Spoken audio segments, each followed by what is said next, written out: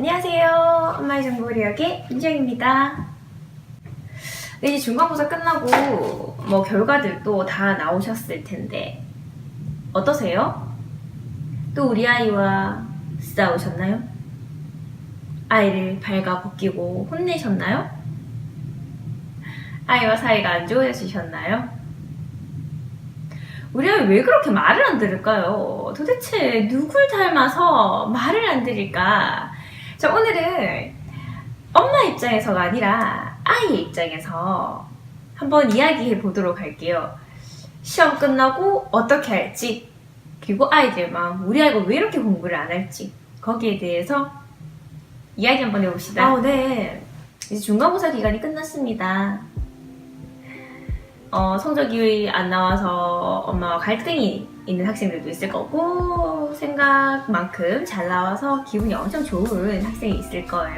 대부분의 학생들은 전교 1등이라 할지라도 만족할 만한 성적이 나오는 학생들은 잘 없을 거라 생각을 하는데요. 뭐 실수를 하나를 틀렸거나 서술형에서 좀 감점을 당했거나.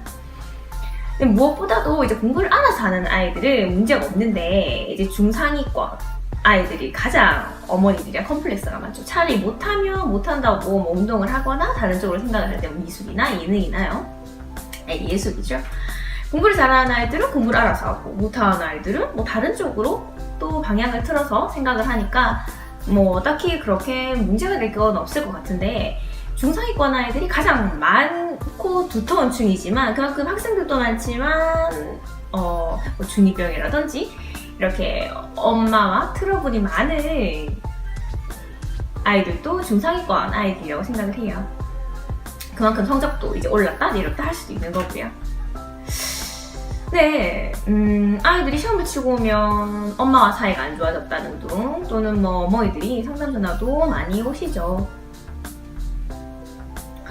그때마다 듣는 이야기가 굉장히 뭐 거의 일치하는 것 같아요. 이 아이가 뭐 우리 아이가 예전에는 말을 잘 듣고 공부도 굉장히 잘했다. 초등학교 때 잘했는데 중학교 때 조금 떨어지는 것 같더니, 아니면 중학교 때까지는 잘했는데 고등학교 때 엉망이 됐다. 또는 초등학교 때 잘했는데 중학교 때 되니까 애가 중2병인지 뭔지 뭐 계속 사춘기라고, 사춘기를 왜 그렇게 오래 하냐고 왜 이렇게 말씀을 많이 하세요. 누구 닮았는지 모르겠다 이렇게. 그쵸? 제가 얼마 전에 저희 아이 때문에 이제 저희 아이의 원장님께서 아동 쪽에 이제 뭐 교수님을 초청해서, 초청이라고 할까, 무슨 이렇게 응모 같은 거를 하셨는데 뭐 거기에 당첨 같은 게 되셨나봐요. 나라에서 이렇게 해주는 것 같던데, 그래서 이제 초비를 하셔가지고 굉장히 좀 약간 뭐 아동 발달이라든지 뭐 아니면 뭐 자폐 증상이나 아니면 뭐 요즘 틱 있는 아이들이나 뭐 아니면 뭐 마음의 상처를 받은 아이들 치료하는 뭐 그런 박사님이셨어요.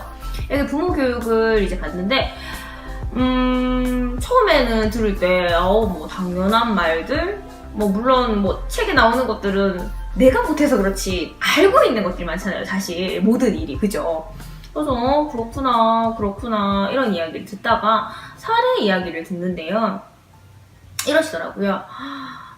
부모들의 가장 잘못하는 일 중에 하나가, 이제 아이들은 마음의 상처가 많은 아이들은 대부분 자식이 내 것인 줄 안다. 물건이냐 내 것이라고 생각을 하는 부모들이 많다. 그런 아이들의 특징인 어머니, 아버지들은 굉장히 가부장적이고 폭력적이고, 뭐 언어도 굉장히 이게 뭐 때리는 것만 이렇게 폭력이 아니잖아요. 말도 언어 폭력 같은 것도 폭력이니까 폭력적인 사람들이 굉장히 많다라고 하더라고요. 그리고 내 아이이기 때문에 그걸 훈육한다라고 하지만 사실은 뭐 이 아이를 학대하는 게 되어버리는 거죠. 근데 그 학대를 인지를 못한다고 하더라고요. 요즘에 아무리 세월이 예전에는 그런 게 굉장히 심했지만 세월이 흘러도 요즘에도 그런 게 많다. 그건 부모의 학력과는 상관이 없다라고 하셨어요. 그 말에 그런 게 있구나 라는 생각을 했었죠. 그러면서 그런 말씀을 하시더라고요. 아이는 내 몸을 빌어서 태어난 아이지, 태어난 한나의 생명체인 거라서 존중을 해주고 인격적으로 이렇게 존중해주는 존재가 되어야지 내가 속박하고 이 아이를 뭐 모든 걸 컨트롤하고 이 아이의 모든 걸 내가 다 내 것인 거 마냥 해서는 안 된다고. 그쵸. 부모는 사실 자식이 잘 되기 위해서 잔소리도 하고 이런 말 저런 말을 하는 거지 우리 아이가 못되게 하기 위해서 하는 건 아니잖아요. 그죠? 그런 것도 또 유의해야 되겠다라는 생각을 했었어요. 제일 충격적이었던 게 이제 이 말을 드리고 싶은데요. 사례 중에 하나를 말씀하시는 게 의사 이제 부모님이었어요. 엄마도 아빠도 이제 직업이 의사직이었는데 그 전문직이죠. 그 전문직인 분이셨는데 아이가 틱이 너무 심해서 이제 그 틱을 이제 치료를 받으러 왔대요. 이렇게 왔는데 이 아이 일단은 틱이 있는 아이들 보면 왜 어떠한 현상 때문에 틱이 있는지 그걸 보려고 이제 관찰을 많이 하신다 하더라고요. 그 와중에 봤더니 이 아이는 중학생인가 고등학생인가 학생이었던 것 같아요. 근데 이 아이가 어렸을 때, 그러니까 한 초등학교 때나 뭐 초등학교 들어가기 전이나 어렸을 때였던 것 같아요. 그 어렸을 때 영어를 굉장히 잘했대요. 그래서 그 또래들보다는 조금 언어적 능력이 뛰어났기 때문에 그때 엄마가 보고 어머 누구누구야 너 정말 영어 잘하는구나 이렇게 해서 칭찬을 해주었겠죠 당연히. 그래서 그 아이는 뭐 그런 뭐 디베이트 대회 같은 데도 나와가지고 수상도 하고 그래서 이게 뭐 영어적으로 굉장히 잘하기 때문에 언어적으로 발달을 시켜줘야 되겠다라고 하고 거기에 관련해서 굉장히 이제 쭉쭉쭉쭉쭉 이제 키워주시려고 했던 거죠. 근데 어느 날 이제 얘가 한 중학교나 고등학교 올라가 버리니까 자신의 한계가 온 거예요. 있죠? 그러니까 이 아이는 원래는 막 처음 태어난 게 영재로 태어난 게 아니야. 원래 능력은 그렇게 있는 아이가 아니라 약간 발달이 좀 빨랐을 뿐인데 여기에 대해서 엄마가 칭찬을 해주니까 엄마가 칭찬을 안 해? 너무 칭찬을 받고 싶어서 그걸 막 열심히 하니까 그게 더 발달이 된 거죠. 더 발달이 됐는데 근데 이 아이도 뭐 원래 가지고 있던 그 재능이 막 천재성 같은 재능이 아니었기 때문에 당연히 자신의 한계를 부딪히는 그 시기가 올 거 아니에요? 그 시기가 딱 와버리니 이 아이가 갑자기 틱이 온 거예요. 이 아이 입장에서 그런 거지. 엄마가 늘 이렇게 약간 뭐 표현도 잘 안 하고 하니 엄마한테 사랑을 받는다라는 걸 단 한 번도 느낀 적이 없는데 내가 영어를 할 때 이 엄마가 너무 극하게 막 반응을 해서 엄마가 내가 영어할 때 우리 엄마 나에게 사랑하는 감정을 굉장히 많이 해주구나 라는 생각을 했는데 이게 한계에 부딪히니까 어떡해. 내 세상이 모두 이런 내가 이걸 못하면 어떡해. 나 엄마의 사랑을 잃구나 라는 생각 때문에 막 울면서 하게 된 거예요. 근데 이게 한계에 치우치니까 그 전만큼 안 오르는 거지. 그러니까 이게 막 왔다 갔다 그러면서 본인 안에서 이게 터져가지고 그게 틱으로 왔다 하더라고. 너무 심하게. 그걸 치료하는데 굉장히 오랜 시간이 걸렸다고 하더라고요. 그래서 원인 분석하는 것도 오래 걸리지만 치료하는데도 오래 걸린다면서 막 그런 사례를 말씀을 해주시는 거잖아요. 와, 제가 가슴이 아픈 거예요. 그 아이의 이야기를 들으니까. 사실 그렇잖아요. 그런 이야기를 듣고 이제 중간고사가 되고 이제 아이들이 뭐 시험을 잘 쳤던 못 쳤던 이제 엄마들의 반응이나 이런 걸 보면 어머니들이 굉장히 화도 되게 많이 내시고 뭐 집어치우라는 둥 뭐 학원을 바꾸고 뭐 아니면 뭐 다 때려 치워라 이러면서 넌 집에서 그냥 혼자 해라 뭐 기술이나 배워라 뭐 이렇게들 말씀을 하시는 부모님들이 많은데 뭐 물론 아이가 공부를 안 하고 거기에 대한 이제 결과가 나왔다면 이제 혼을 내야 되는 것도 맞는 것 같고요. 근데 모든 아이들은 사실 공부를 하기 좋아하는 아이가 없잖아요. 그러니까 제가 뭐 우리 아이는 공부를 너무 하는 거 싫어해요. 뭐 다른 옆집 아이들은 그렇게 스스로 한다는데 우리 아이는 왜 그럴까? 정말 이상해요. 이렇게 말씀하시는 부모님들이 종종 있으시거든요. 그럴 때마다 제가 드리는 말을 일단 전 늘 그렇게 이야기를 해요. 어머니 당연한 겁니다. 저 주위의 사람들은 안 그렇던데 여기 방문을 굉장히 하세요. 어머니 주위의 분들이 누군지 사실 잘 모르겠으나 공부를 스스로 열심히 정말 자기가 나 정말 공부해야겠어 라고 생각하고 하는 학생들은 열에 한 명 정도밖에 안 될 거라고. 보통의 이 또래 학생들은 공부를 하고 싶어서 하는 아이들은 거의 없을 거라고. 하지만 공부를 하고 싶지 않고 내가 성적을 뭐 0점 받겠다, 10점 받겠다 이런 학생은 없을 거라고. 누구나 다 잘하고 싶은 욕심은 있는데 그게 안 나온 것 뿐이라고. 하지만 뭐 얘가 그만큼 공부도 안 하고 숙제도 안 했잖아요. 물론 얘가 평소에 이제 열심히 하지 않았기 때문에 그런 결과가 나오는 건 당연하다. 그래서 어머니는 그 과정이 이제 화가 나는 건데, 근데 이제 아이 입장에서 보면은 놀고 싶은 게 당연하죠. 아이니까. 놀고 싶은 게 당연한 거야. 이상한 게 아니에요. 근데 거기에 포커스를 맞춰서 애를 혼내면 안 된다는 거죠. 그러면 이 아이는 어떻게 돼요? 이 지금 뭐 13년, 15년, 뭐 중고등학교 10년, 20년도 채 안 산 아이들의 인생은 이제 여기에만 짧은 경험이 이제 이 인생의 전부인데, 이게 점점 쌓여서 엄마와의 벽이 생기는 거죠. 사람이 순탄한 인생을 살던 뭐 고기진 인생을 살던 간에 약간의 구비구비는 인생이 다 있잖아요. 그죠? 뭐 하루하루 다 그렇듯이. 그럼 이 아이가 사람마다 견딜 수 있는 일이 있고 견딜 수 없는 일이 있는데, 인생에 있어서 어떤 어려운 일이 탁 막 닥쳤다, 어려운 일이 내 눈앞에 왔다, 이럴 때 의논할 수 있는 사람, 이럴 때 이야기할 수 있는 사람, 이게 엄마라야 되지 않을까요? 부모님이라야 되지 않을까요? 지금부터 이렇게 너무 벽을 많이 쌓아서 나중에 이 아이가 우리 엄마랑은 말이 안 통해, 엄마는 내가 뭐라고 하면 계속 혼내기만 해 라는 게 인식이 되어버린다면, 얘가 이 공부뿐만이 아니라 다른 인생에 어떤 일이 어려움이 닥쳤을 때도 그게 약간 걱정 뭐 진짜 터지기 직전이 아니면 뭐 피하고 싶어 하고 엄마는 이야기 안 하고 싶어 할 거고, 뭐 친구나 아니 다른 아이한테 그거를 의지를 하게 되는 거죠.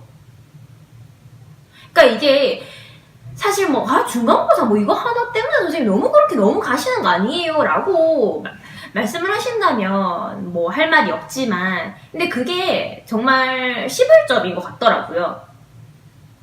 왜냐하면 혼내는 태도도 사실 쉽게 변하는 게 아닌 것 같고요. 엄마의 말투, 뭐 엄마의 행동, 뭐 엄마의 모든 것들, 이건 이미 40년, 50년 동안 또 이 한 사람의 인생을 살아오면서 이제 뭐 그 말투라든지 이런 거는 원래 그 사람에 있는 거잖아요. 그건 이 아이보다 더 고치기 힘든 거니까. 그러니까 이걸 자각하지 않고 인지하지 않으면 이제 더 힘들어지지 않을까라는 생각이 들더라고요. 그래서 일단 내가 화가 난다라고 하면 일단은 숨을 속으로 한 3번 하고 생각 한번 해보고 화를 낸다든지, 또는 뭐 아이가 막 이유 없이 짜증을 내, 사춘기라서. 그러면 그래 에이야, 너 오늘 정말 짜증나는 일이 많았구나, 뭐 무슨 일이 있었니? 그럼 또 팡팡 떠고 나오겠지. 몰라, 엄마는 몰라도 돼! 뭐 이러면서. 뭐 그렇다고 한들 그래도 나는 너에게 관심을 가졌다, 나는 너의 이야기를 들으려고 했다 라는 게 중요하더라고요. 이런 것들, 이런 이야기들. 그래요. 엄마란 무엇인가 라고 할 때 누군가가 이렇게 이야기를 하더라고요.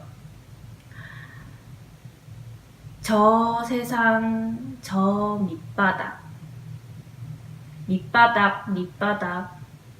밑바닥까지 내려갔을 때 그때도 나를 반겨줄 수 있는 사람, 그때도 나를 포옹해주고 안아줄 수 있는 사람, 그런 사람은 부모가 되어야 된다고 하더라고요. 물론 뭐 공부에 국한되진 않을 건데요. 뭐 공부가 인생의 다가 아니잖아요, 사실. 이 아이의 인성이 먼저고, 뭐 그 다음 뭐 공부도 들어갈 거고, 뭐 직업도 들어갈 거고, 많은 것들이 좌우될 텐데요. 너무 성적, 공부하는 것만으로 우리 아이들을 힘들게는 하는 건 아닌지, 그리고 아이에게는 시험 기간에 핸드폰에 여기 내고 가 이러면서 엄마는 뭐 일한다는 핑계하에 핸드폰을 열심히 만지는 모습, 넌 안 돼, 엄마는 열심히 지금 일했잖아, 일하고 왔잖아, 뭐 이런 것들. 그것도 아이와 똑같이 뭐 3, 4주 정도는 같이 뭐 핸드폰을 내려두신다든지, 같이 하는 행동들이 좋은 것 같아요. 공감. 첫째도 둘째도 셋째도 청소년기에 이제 정말 필요한 것들이 엄마와의 공감이 아닐까라는 생각이 들어요. 선생님, 저는 제 전공이 사실 언어라든지 영어 이쪽은 좀 괜찮아도 수학과학은 사실 전공이 아니라서 잘 모릅니다 라고 하시는 분들도 계신데, 물론 그걸 알아야 가르쳐 주는 것도 아니고요. 애가 잘 모르겠다면 답지로 체크를 해주셔도 되고, 아니면 암기 과목은 너 이거 암기했니?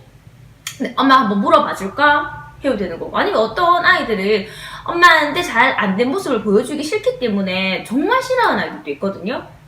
그러면 굳이 내가 확인할게 이런 게 아니라 그냥 두셔도 되죠. 하지만 물어볼 수 있는 거죠. 너는 다른 과목 다 잘 되어 가니? 이런. 근데 평소에 묻지 않다가 나 갑자기 엄마가 간섭을 하려고 하는 거야. 평소에 또 전혀 관심도 1도 없던 엄마가. 그러면 또 아이 입장에서는 이 엄마 왜 이래 갑자기 나에게 너무, 이렇게 생각할 수 있죠. 정말 어려운 거지만 한 발 한 발 다가가다 보면 이게 마음의 문이 열리는 그날이 있을 것 같거든요. 만약에 나도 갱년기가 오고 우리 아이 사춘기가 오고, 항상 갱년기와 사춘기는 잘 부딪히잖아요. 그래서 너무 힘들다고 하시면 다른 선생님한테 부탁을 해도 되는 것 같아요. 정말 이거 내가 내 입으로 이 아이한테 혼내기보다는 이 선생님을 통해서 선생님과 차라리 유대관계를 조금 이용을 하시는 것도 하나의 방법인 것 같고요. 우리 아이들은 잘못하지 않았습니다. 만약에 이번에 아이가 좋은 성적을 내지 못했다면 그 좋은 성적을 내지 못할 동안 어머니는 무엇을 하셨습니까?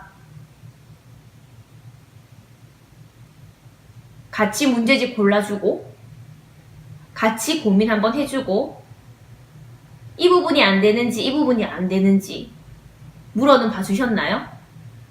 드라마만 보시고 핸드폰만 하시고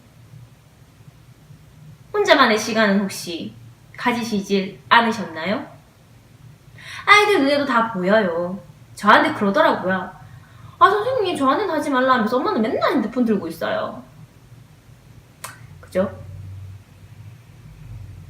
내가 바뀌어야 우리 아이가 바뀌지 않을까요? 그리고 너무 어릴 때부터 그 어리다는 기준이 다르겠지만 공부라는 것보다는 조금 유하게 아이와의 유대관계와 그리고 아이가 날 믿을 수 있을 때, 아이가 날 믿게, 그렇게 믿음이 가는 이런 우리 부모가 되어봅시다. 네, 오늘은 제가 요즘 굉장히 생각을 많이 하게 되는 것 같아요. 저도 강의를 하고 있지만 사실 엄마다 보니 너무 많이 흔들리더라고요. 아직 어리니까 아무것도 안 시켜야지 라고 했는데, 옆집 엄마와 티타임만 가지면 와우,